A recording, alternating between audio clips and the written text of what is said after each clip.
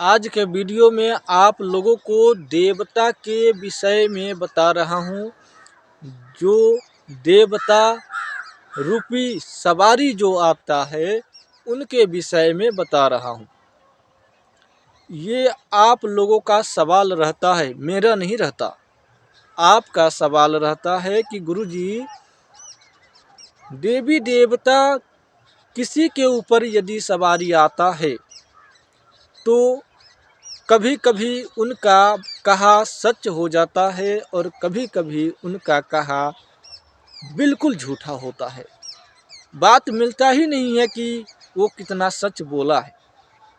और कभी कभी जो बोलता है वह हो जाता है और कभी कभी वह बोलता है वह कुछ भी नहीं होता। ऐसा क्यों होता है? तो कई लोगों का मन में ये भी सवाल रहता है कि गुरुजी, जो नहीं खिलाते हैं, नहीं जिनके ऊपर सवारी आता है, वो व्यक्ति बैठे बैठे सब कुछ कह देता है। इतना कुछ कह देता है उतना कोई सवारी वाला भी नहीं कह सकता। जिसके ऊपर सवारी आता है वो भी नहीं इतना व्याख्या कर सकता है, किसी के बारे में बता सकता है। उतना वो बैठे बैठे जान करके बता देता है। फिर भी देवता आता है, सवारी रूप में देवता आ रहा है, तो देवता को तो सब कुछ ज्ञान है, प्राप्त है, मालूम है, फिर भी नहीं बता पाते हैं। सवारी आता है तो नहीं बता पाते हैं। तो मेरे दोस्तों, मेरे प्यारे भाइयों, इन्हीं सवालों का जवाब अब सुनिए। आप लोग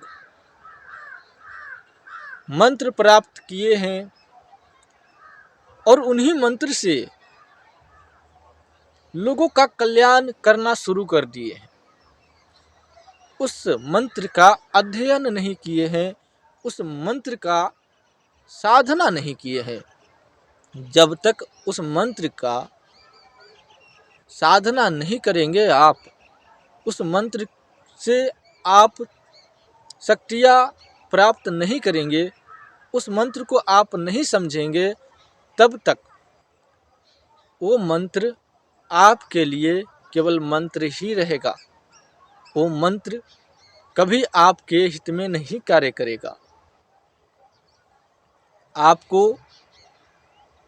कोई भी मंत्र गुरु से प्राप्त होता है तो उस मंत्र को पूर्ण विश्वास से, जिस तरह से आप मंत्र का अध्ययन नहीं करते हैं तो आपको किसी भी शक्ति के बारे में या किसी भी व्यक्ति के बारे में आपको जानकारी नहीं होता है, उसी प्रकार से देवी देवता आपके शरीर पर भले ही वह सवारी रूप में आता है, पूरा फुल पावर से आता है, जब तक आप उन देवताओं की अध्ययन नहीं करेंगे तब तक आप वही बोलेंगे जो आपके पास नॉलेज होगा। और कभी कभी वह देवता आपको पूर्ण रूप से कृपा करता है आपके ऊपर, तो वही देवता आपको बताता है, जिसके ऊपर शक्ति होती है उन्हें बताता है कि ये चीज़ें बोलो, ये चीज़ें सही है, ये चीज़ें हुआ है, यही चीज़ें बोलो। उसको पूरा साफ साफ क्लियर दिखाई भी दे देता है और उन्हें पता भी चल जाता है, उन्हें सुनाई भी दे देता है। जब उन्हें सवारी आ रहा होता है तब उनकी बातें सच होती है और देवता आपको आधा घंटा 1 घंटा देह पर नहीं झूलते, बस उनका अंश मात्र रहता है। तो सारा कहानी सवारी को ही करना पड़ता है।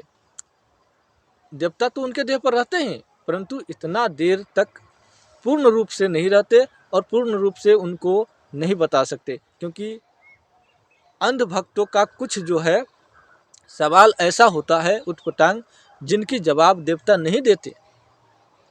देवता आपकी जवाब देने के लिए विवश नहीं है। यदि आपको कुछ जानना है तो उन्हें प्राप्त करना होगा, तब आप जान पाओगे। यूं ही बड़े बड़े बोलने से, बड़े बड़े सवाल करने से आपकी जवाब नहीं मिलेगा। इसीलिए आपका जवाब किसी भी देवी देवता की सवारी आता है तब नहीं मिलता। सामने वाले साधक को या भगत को जिनके ऊपर सवारी आता है देवता उन्हें बताते हैं, तभी आपको वो चीज़ें कह देते हैं तो सही हो जाता है। खिलाते वक्त, सवारी आते वक्त यदि देवता उन्हें नहीं बताते तो अंश रूप जो देवता है, जो अंश रूप खेल रहा है, वो देवता उन्हें जितना बताएगा उतना ही बता पाएगा और आपकी जवाब भी देगा। वो अंश रूपी देवता होता है, उनका अंश रहता है, ठीक है। बाद बाकी टोटल काम वो भगत का होता है।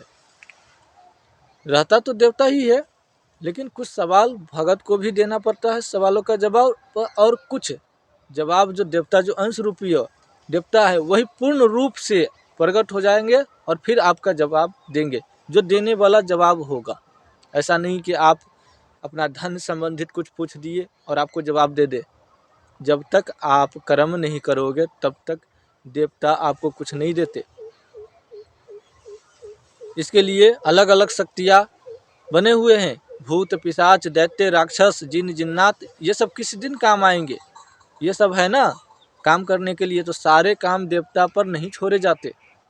इसीलिए जो साधक होते हैं वो बैठे बैठे बता देते हैं सब कुछ, और जो भगत होते हैं वो सवारी आने के बाद भी उतना नहीं बता पाते जितना कि उन्हें पता है, एक साधक को जो बैठे बैठे बता देते हैं।